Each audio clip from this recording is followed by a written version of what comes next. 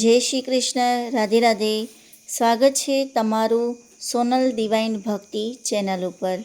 મિત્રો, આજે આપણે જોવાના છીએ કે પવિત્ર જે પુરુષોત્તમ માસ અધિક માસ આવી રહ્યો છે કે જે 17 મેથી શરૂ થવાનો છે.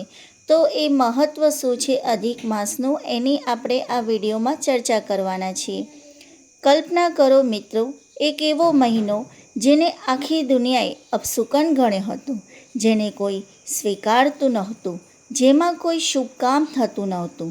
એ મહિનો એટલો દુઃખી થયો કે સીધો ભગવાન પાસે પહોંચ્યો અને પછી ભગવાન શ્રી વિષ્ણુએ એવું કંઈ કહ્યું કે જે પછી આ મહિનો આખા વર્ષનો સૌથી પવિત્ર મહિનો બની ગયો.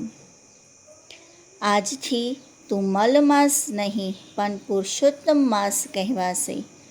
પણ પ્રશ્ન એ છે મિત્રો, ભગવાને આ મહિને પોતાનું નામ જ કેમ આપ્યું? આ મહિનો દર 3 વર્ષે જ કેમ આવે છે? અને કેમ કહેવાય છે કે આ સમયમાં કરેલી ભક્તિ સીધી ભગવાન સુધી પહોંચે છે? તો આ બધા જે રહસ્યો છે એ આપણે આ વિડીયોમાં જોવાના છે, તો છેક સુધી આ વિડીયોને જરૂરથી જોજો. આજે આપણે જાણીશું પુરુષોત્તમ માસ પાછળનું રહસ્ય, એનો મહિમા, એનું સત્ય કે જે કદાચ ઘણા લોકોને ખબર પણ નથી. મિત્રો, પહેલું આપણે જોઈએ કે અધિક માસ કેમ આવે છે.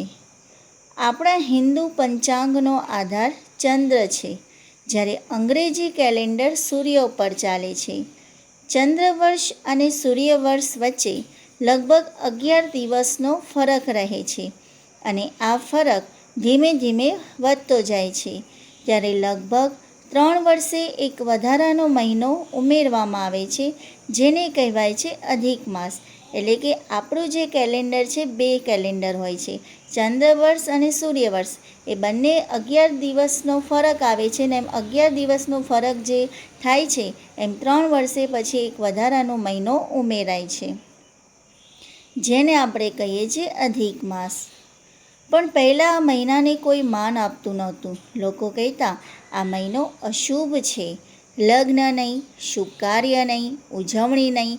અને એથી જ શરૂ થાય છે એક ભાવુક અને દિવ્ય કથા, મલમાસની કરુણ કથા.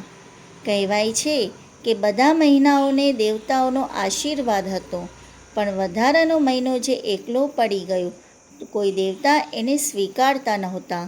દુઃખી થઈને મહિનો ભગવાન બ્રહ્મા પાસે જાય છે, પણ ત્યાંથી પણ મદદ ન મળી. પછી એ ભગવાન શિવ પાસે ગયો, પણ ત્યાં પણ તેનું સમાધાન ન થયું.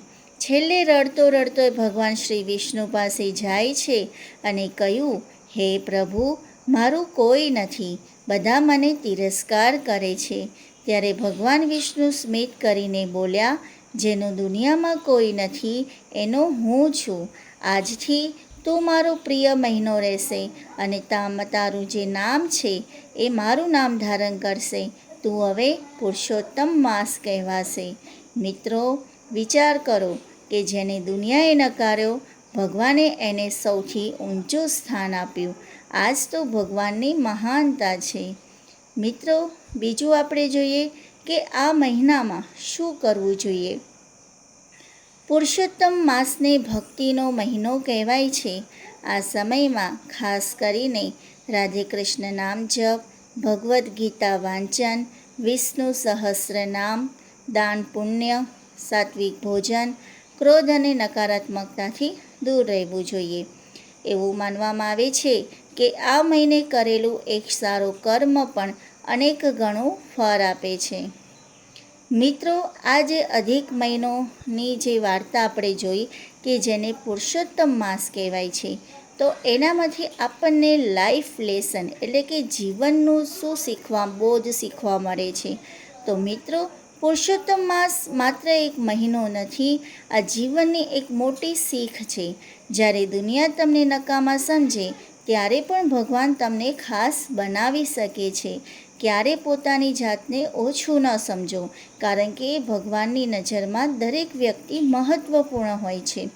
જો આ વાત તમારા દિલને સ્પર્શી હોય તો આ વિડીયોને લાઈક અને શેર જરૂર કરજો અને આવું જ ભક્તિમય કન્ટેન્ટ જોવા માટે ચેનલને સબસ્ક્રાઈબ કરવાનું ભૂલતા નહીં. જય શ્રી કૃષ્ણ. રાધે રાધે.